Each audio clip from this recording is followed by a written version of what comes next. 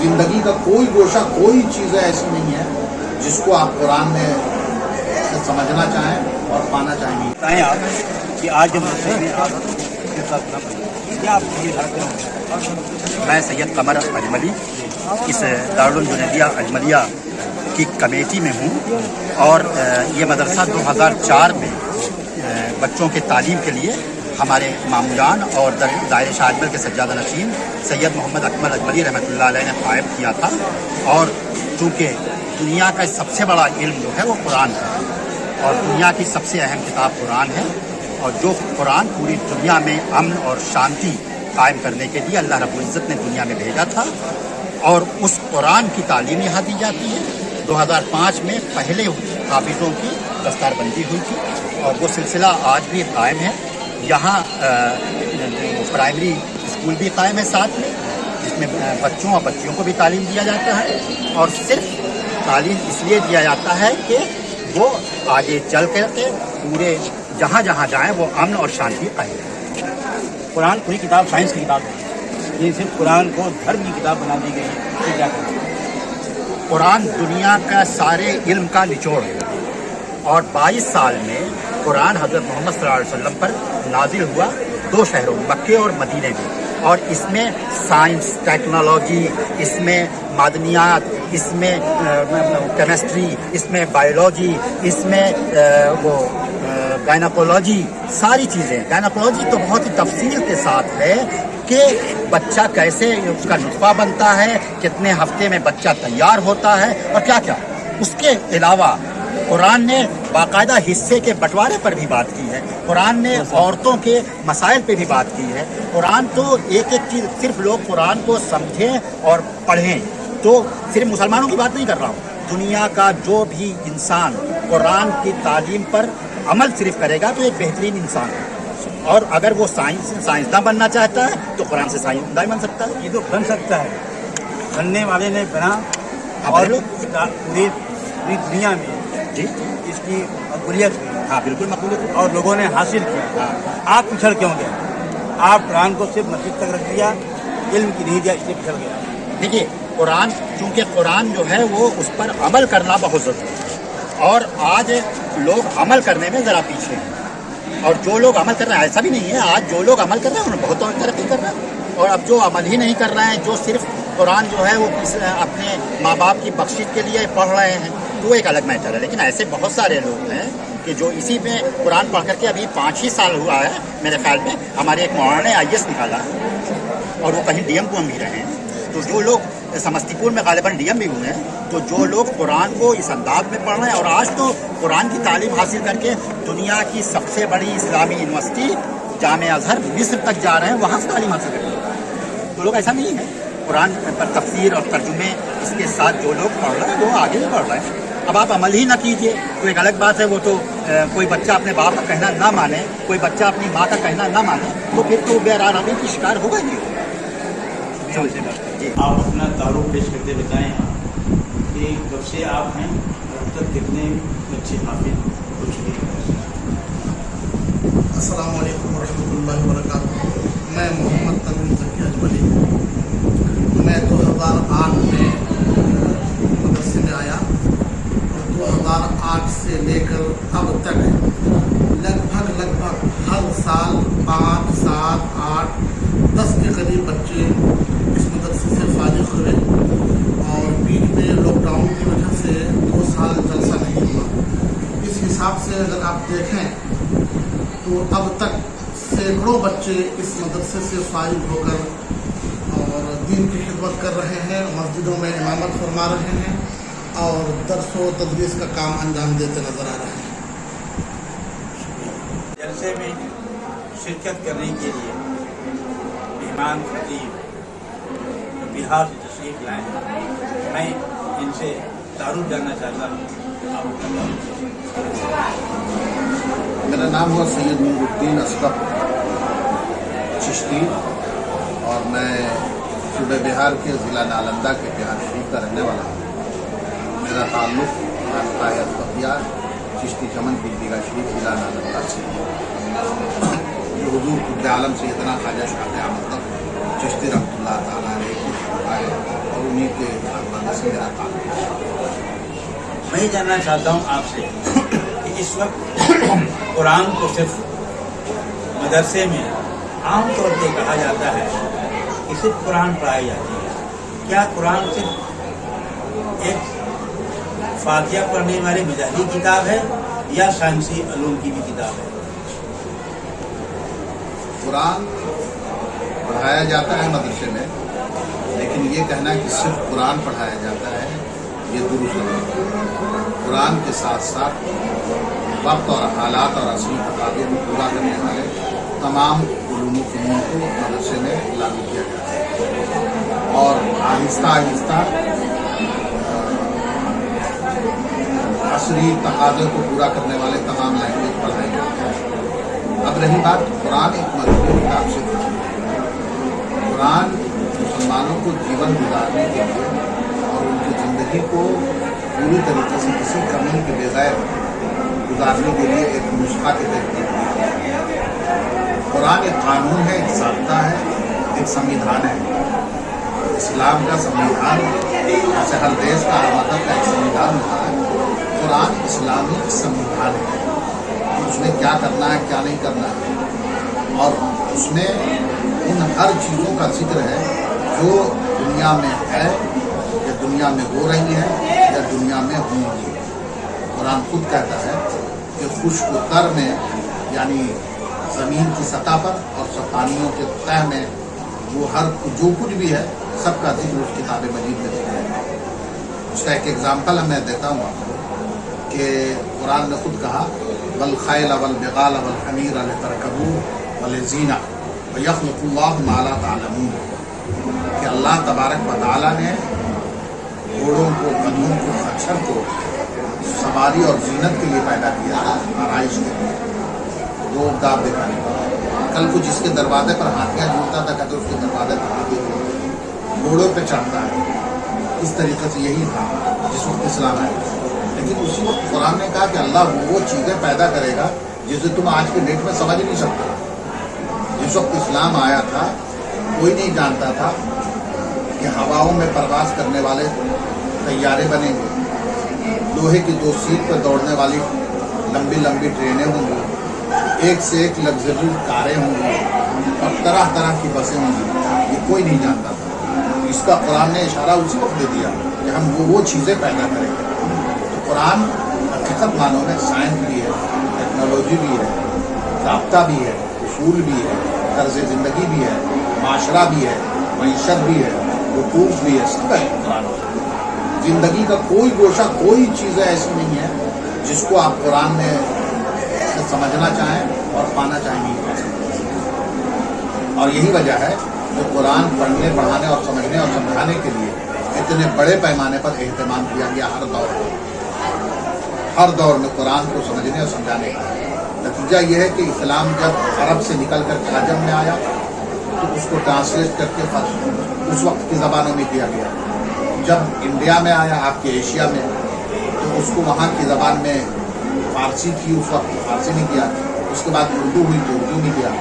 आज हिंदी में भी ट्रांसलेट हो रहा है और पूरी दुनिया के लिए इंग्लिश में भी उसको ट्रांसलेट कर रहे हैं। कुरान के न सिर्फ तर्जमे को बल्कि उसका थॉट को, वो क्या कहना चाहता है, इसका मतलब क्या है, या ये लफ्ज़ इस्तेमाल किया है, इससे कौन कौन से मतलब निकल सकते हैं, ये सबको विस्तार के साथ उलमाए किराम ने लिखा है, बयान किया है।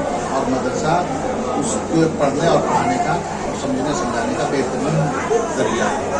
मैं ये जानना चाहता हूँ आपसे कि कुरान इतना दुनिया का बेहतरीन ज़बान होने के बाद, दुनिया की तमाम चीज़ें होने के बाद भारत के अंदर आकर इसके मानने वाले मनुवादी इस्लाम कैसे बन गए? जो मनुवादी सिस्टम भारत में था वही कुरान के मानने वालों में जात बिरादरी कैसे बन गई? देखिए, ये इस्लाम और इसका नहीं मामला है, ये मिट्टी का असर होता है। इसके मिट्टी का असर होता है। जहाँ की मिट्टी सख्त होती है वहाँ के लोग कड़क मिजाज होते हैं, और जहाँ की मिट्टी नर्म होती है तो मनुवादी और या कट्टरपंथा या जो कुछ है وہ اسلام اور قرآن سے نہیں ہے اور ذات برادری کا نہیں ہے، وہ یہاں کی مٹی کا اثر ہے. میں سیدھے سیدھی یہ کہنا چاہتا ہوں. اور رہی بات قرآن کو جاننے اور سمجھنے والا کبھی بھی ان چیزوں کو ذات برادری کو اہمیت نہیں ہے. اس لیے تو قرآن نے صاف لفظوں میں کہہ دیا ہے کہ ہم نے تم کو قبیلوں اور شعبوں میں اسی لیے بانٹا کہ تمہاری صرف پہچان ہو، تمہاری صرف پہچان ہو. لیکن جہاں اللہ تعالیٰ کے نزدیک قریب اور بہتر اور افضل ہونے کا، سپیریئر ہونے کا جہاں تک سوال ہے، تو تم میں سے وہ زیادہ سپیریئر ہے جو کہ اللہ کا طلبگار ہے اور جو اپنے پیدا کرنے والے اپنے مالک کے چلتے سچا وفادار ہے. ان اکرمکم عند اللہ اتقاکم، جو بڑھیا سے لوگوں کا حق ادا کرنے والا اور اس کے حکم کو ماننے والا ہے وہی زیادہ افضل ہے، بہتر ہے. لہذا اسلام کی وجہ سے نہیں، وہ اسلام سے ناواقفیت اور اسلامی اصول کے نہ جاننے کی وجہ سے اس قسم کی کچھ خرابیاں پائی لی جاتی ہیں. لیکن اس کے باوجود معذرت کے ساتھ آپ سے اور آپ کے تمام درشکوں سے میں یہ کہنا چاہوں گا کہ دوسرے دھرم کے لوگوں میں جو ذات برادری کے تئیں جو کٹرتا پائی جاتی ہے، آج بھی ایک برے دور میں بھی مسلمانوں کے اندر دھرم ذات برادری کے تئیں اتنی کٹرتا نہیں ہے. اسلام رواداری اور محبت سے یہ تو بات صحیح ہے، یہ صرف مسجد تک ہے. عام طور پہ زندگی میں یہ نہیں ہو پا رہا. اس سلسلے میں آپ لوگوں کی کیا کوششیں ہو سکتی ہے؟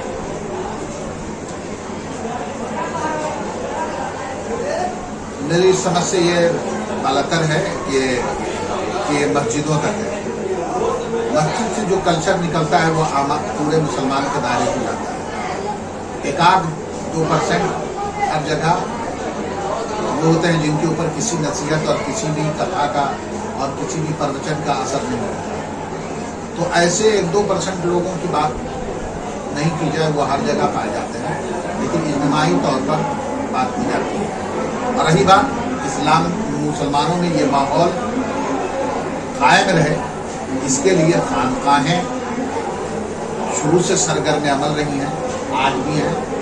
مدارس سے بھی یہی نظام دیا جاتا ہے اور یہی وجہ ہے کہ ہمارے یہاں مسجد میں ہو، مدرسہ میں ہو یا خانقاہ میں ہو، کسی کا نام، نسل، خاندان پوچھ کے جگہ نہیں دی جاتی ہے، بلکہ آتے جاؤ اور بیٹھتے جاؤ ایک طرح. اور یہ مزاج دیا جاتا ہے کہ ایک ہی صف میں کھڑے ہو گئے، محمود و ایاز، نہ کوئی پردہ رہا نہ کوئی پردہ رہا. ایسا نہیں ہے. میں تو یہ بات کہہ رہا ہوں کہ مسجد میں یہ بالکل تفرقہ نہیں ہے آپ کیا ہے. کوئی بھی اگر قرآن حافظ ہے، کسی طبقے کا ہے، وہ اگر عالم ہے وہ نماز پڑھائے گا. لیکن عملی طور پر بیٹی اور شادی بیاہ میں اس بات کو آگے نہیں بڑھایا جا رہا ہے، جس سے نقصان ہو رہا ہے. اسی طرح آپ کا کیا؟ دیکھیے، شادی بیاہ میں نسل چلنے کا معاملہ ہوتا ہے، سمجھا؟ اس لیے شادی بیاہ میں ایکویلٹی ضروری ہے ہر لحاظ سے، سماجی طور پر، معاشرتی طور پر، پڑھائی لکھائی کے طور پر. اگر ایکویلٹی نہیں ہے تو وہاں رشتے بنتے نہیں ہیں، بگڑتے چلے جاتے ہیں. رشتے ایکویلٹی کیا؟ ایک انصاری برادری کا لڑکا ہے اور ایک پٹھان برادری کا لڑکی ہے، شادی کرنے میں کیا فرق ہے؟ اگر پڑھائی لکھائی میں، رکھ رکھاؤ میں، مالی حیثیت میں ایکویلٹی ہے تو شادی کر سکتا ہے، کوئی رکاوٹ نہیں. لیکن ایک صرف اس نام پر کہ غریب بچی کا نباہ ہو جائے گا اور غریب بچی کو اٹھا کر کے لے گئے محل میں اور محل کی آشائش مل جاتی ہے تو اس کا دماغ چرچرا جاتا ہے، وہ دوسروں کو حقیر اور گھٹیا سمجھنے لگتا ہے. اس لیے بتدریج تو ترقی دی جا سکتی ہے تھوڑا تھوڑا کر کے، لیکن ایک بار بھی نہیں. ایسی ہی ایک امیر گھر کی لڑکی ہو اور اس کو لائیے گا آپ، اور لانے کے بعد غریب گھر میں ایک دم جو آسانیاں وہ کی عادی ہو کر جائیے وہ رہے گی تو بسے گی زندگی بس، کیونکہ نیچر کے خلاف ہے. اور اسلام نیچر کا مذہب ہے، وداؤٹ نیچر. سمجھا؟ تو ایکویلٹی چاہیے اس لحاظ سے. تعلیم و تہذیب پہ ایک دم پڑھا لکھا ایجوکیٹڈ لڑکا ہے और एकदम जाहिल और गंवार लड़की से उसका शादी कर दीजिए तो फिर वो क्या निभा होगी? शादी ब्याह की जो रस्में हैं जिंदगी और समाज बनाने के लिए, बिगाड़ने के लिए, तो समाज जहाँ बने वहाँ बनने के लिए, ये देखने के लिए कहा गया है। इसलिए इस सिक्योरिटी को अगर नहीं आप नजरअंदाज करेगा तो समाज आपका न तो तरक्की करेगा न बढ़ेगा, बिखराव पैदा होता जाएगा और बदमज़गी और इंतशार का शिकार होगा। एक क्वेश्चन और मैं आपसे जानना चाहता हूँ कि इस वक्त भारत में खास तौर पर ये कहा जा रहा है कि मस्जिदों के नीचे मंदिरें हैं, तो आपके ख्यालात में क्या होगा? इसका हकीकत से कोई लेना देना नहीं, सीधी सी बात है। और ना मेरा मजहब किसी तरीके से ऐसी जगहों पर जहाँ कभी किसी दूसरे के इबादत आए नहीं उनको तोड़ करके या उनको ख़त्म करके मिसमार करके मस्जिद बनाने की इजाज़त देता है, जबकि हमारे नबी सल्लल्लाहु ताला अलैहि वसल्लम ने साफ लफ्ज़ों में कहा है कि किसी के इबादत गाहों को नुकसान नहीं पहुँचाना, इसलिए कि एक्शन का रिएक्शन होता है। आज हम किसी के इबादत गाह को नुकसान पहुँचाएंगे तो कल को वो ताकत में आएगा तो वो मेरी इबादत गाह को नुकसान पहुँचाएगा। लिहाजा ऐसा कुछ हो ही नहीं सकता है और ऐसा कहीं पर मुसलमान कर नहीं। रही बात कहीं कुछ निकल जा रहा है तो या तो नज़र का धोखा हम मानते हैं या फिर ये है कि हज़ारों साल से ये दुनिया बसती है और हज़ारों साल की तरह तरह की तहरीक है। कितनी बार ये दुनिया बसी है, आबादी बसी और कितनी बार ये मिट गई है, समझा? 1000 साल पहले जहाँ हम बैठे हुए हैं इस पर आबादी थी कि नहीं थी हम क्या जानते हैं, और 1000 साल 500 साल पहले कोई आबादी थी और वो मिट गई, ख़त्म हो गई, और आज उसका कोई भी वारिस और ये नहीं बना। बाद में इसकी नई तरीक़े से चकबंदी और हदबंदी हुई और फिर लोगों ने उसको ख़रीदा वही किया अपने हिसाब से, तो वो मालिकाना हमके हिसाब से बनाया है। लिहाजा ज़मीन को तहों में खोद करके अगर निकालने की बात आ जाए तो ज़मीन के अंदर तो अल्लाह ताला ने हर चीज़ को दफन करके रखा है। ज़मीन तो हर चीज़ के अंदर दफन होने की चीज़ है, इसके अंदर मिट्टी के अंदर, समझा? क्या क्या इसमें पहले दफन हो चुका है और जब खोदोगे तो क्या क्या कैसी कैसी हड्डियाँ और क्या क्या चीज़ें निकलेंगी, तो उस पर ये दावा करना कि ये फलां है, ये फलां है, ये करके फिर किया गया, ये नुकसानदेह बात है और समाज और माशरा और मुल्क को तबाही की तरफ ले जाने वाली बातें हैं। इससे ये ज़माने में पनपने या तरक्की करने की बातें नहीं हैं, ये ज़माने में बिगाड़ और बिखराव पैदा करने की बातें हैं। जो गंगा जमनी तहजीब कही जाती है उसको तोड़ देने और एक दूसरे को ला करके सामने खड़ा करके नफरत का व्यवहार करने वाली बातें हैं, इसकी कोई हकीकत नहीं। देखा आपने, मज़हब इस्लाम में मस्जिद की तामीर के लिए खास लफ्ज़ों में कह दिया गया है कि दूसरे की ज़मीन पे ज़बरदस्ती भी बनाई जा सकती है, और एक आलिम दीन ने साफ लफ्ज़ों में बताया कि ये सिर्फ गंगा जमनी तहजीब को बर्बाद करने की कोशिश की जा रही है। हम तमाम अपने मुजाहिदीन से गुजारिश करते हैं गंगा जमनी तहजीब को भारत में कायम रखे, सभी देश तरक्की कर सकते हैं।